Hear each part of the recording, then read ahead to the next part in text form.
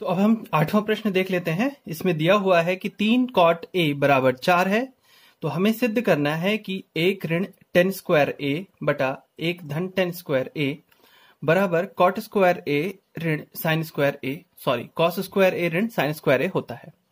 देखिए, सिद्ध करने के लिए अच्छा तरीका है कि हम इसके बाएं पक्ष को हल करेंगे और दाएं पक्ष को हल कर लेंगे, तो देखेंगे कि ये दोनों के दोनों बराबर आते हैं या नहीं।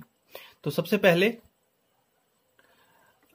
हमें 10 की आवश्यकता पड़ेगी इस बाएं पक्ष को हल करने के लिए। तो सबसे पहले हम देखते हैं, अगर 3 cot a बराबर 4 है तो tan a का मान क्या होगा।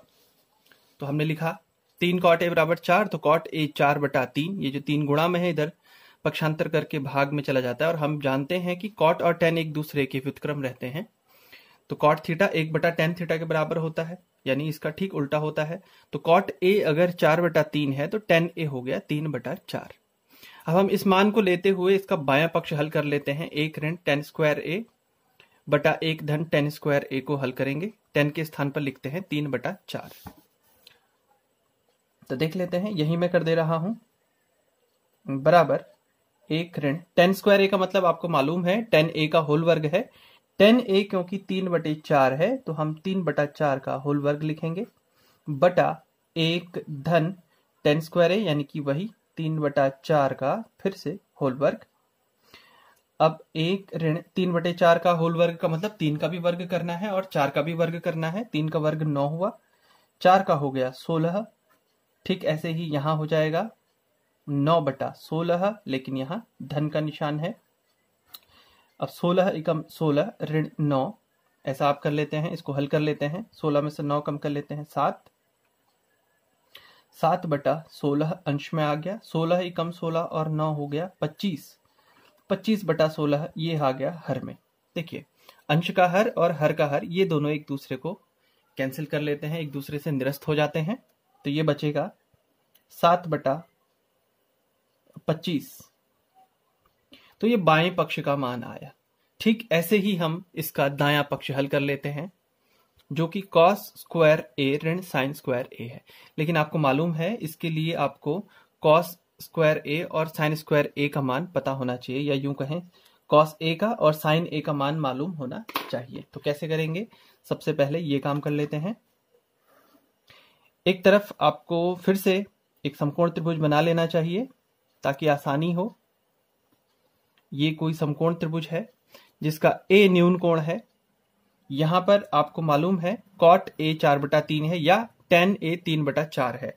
tan देखिए लंब बटे आधार होता है, या cot की मदद से करते तो आधार बटा लंब होता है, ये होना चाहिए। अब कर्ण भुजा की आप बात करते हैं।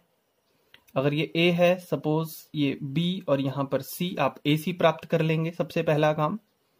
तो AC बराबर हो जाएगा बोधायन पाइथागोरस प्रमेय से ये प्राप्त हुआ 5 इकाई, यहां लिख लेते हैं 5। अब आप आसानी से cos A आधार बटे कर्ण 4 बटा 5 प्राप्त कर सकते हैं। sin A लंब बटे कर्ण 3 बटे 5। ये आप लिखकर इसको देखते हैं राइट हैंड साइड क्या आता है। तो ये हो गया cos है आधार बटे कर्ण 4 बटा 5 और साइन है लंब बटा कर्ण 3 बटा 5, इसका होल वर्ग हो गया। 4 का हो गया 16, 5 का 25 वर्ग करने पर, और 3 का वर्ग 9, 5 का 25। अब देखिए इसको हल कर लेते हैं। दोनों के हर समान है तो अंश से अंश घटा लिया आपने। 16 में से 9 कम कर लेते हैं, ये आ जाता है 7, 7 बटा 25। ये है हमारा राइट हैंड साइड। जबकि लेफ्ट हैंड साइड आपने देखा था कितना था, वही 7 बटा 25। तो इस तरह से हमने देखा कि इसका बायां पक्ष और दायां पक्ष दोनों ही बराबर हैं। हम लिखेंगे LHS लेफ्ट हैंड साइड बराबर RHS राइट हैंड साइड। ये संबंध सिद्ध हुआ।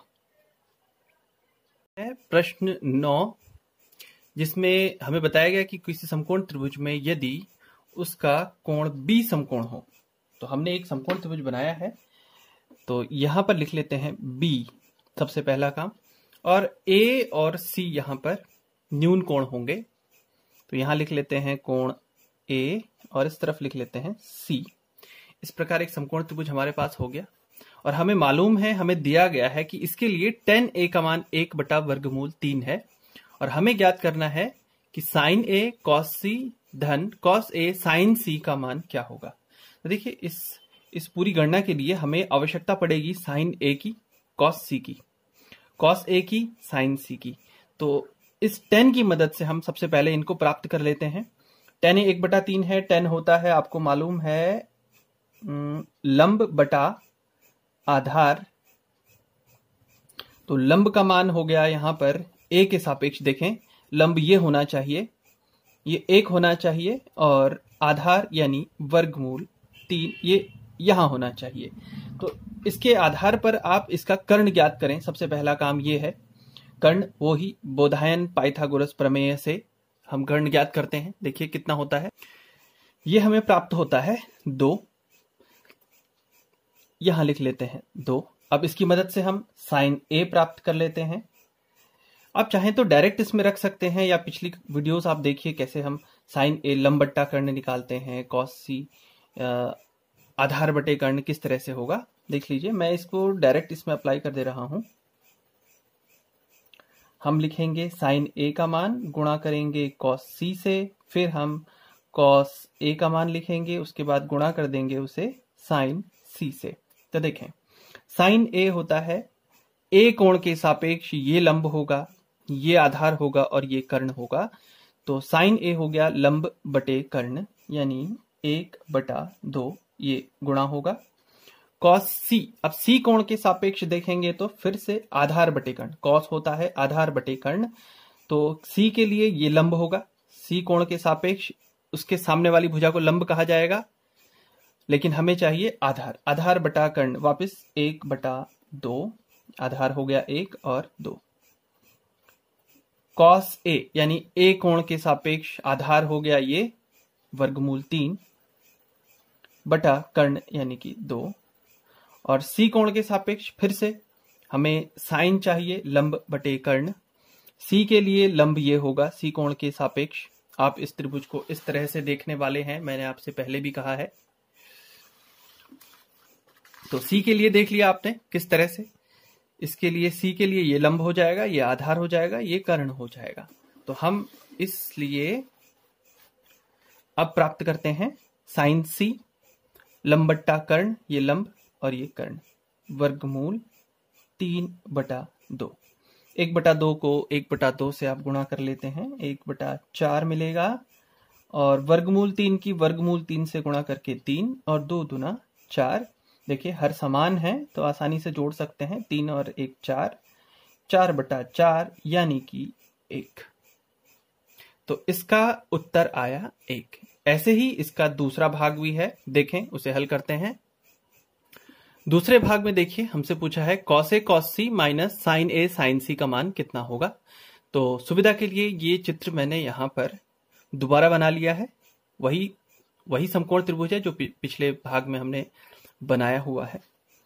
cos a होता है आधार बटे कर्ण, लेकिन a कोण के सापेक्ष देखिए a के लिए ये लंब ये आधार यानी कि वर्गमूल 3 हो जाएगा, आधार बटा कर्ण वही 2 गुणा cos c।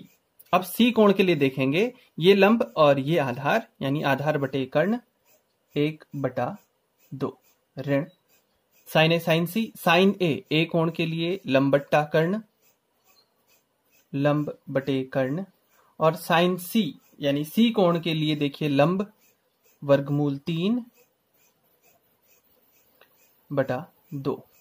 अब देखिए वर्गमूल 3 को 1 से गुणा करते हैं तो वर्गमूल 3 प्राप्त होगा, 2 दूना 4, फिर बीच में घटाना है। वर्गमूल 3 को 1 से गुणा करके वर्गमूल 3 और 2 दूना 4। देखिए वर्गमूल 3/4 ऋण वर्गमूल 3/4, एक ही राशि को घटाया गया है यानी कि कुल प्राप्त होगा 0। इस तरह से दूसरे भाग का हल हुआ 0।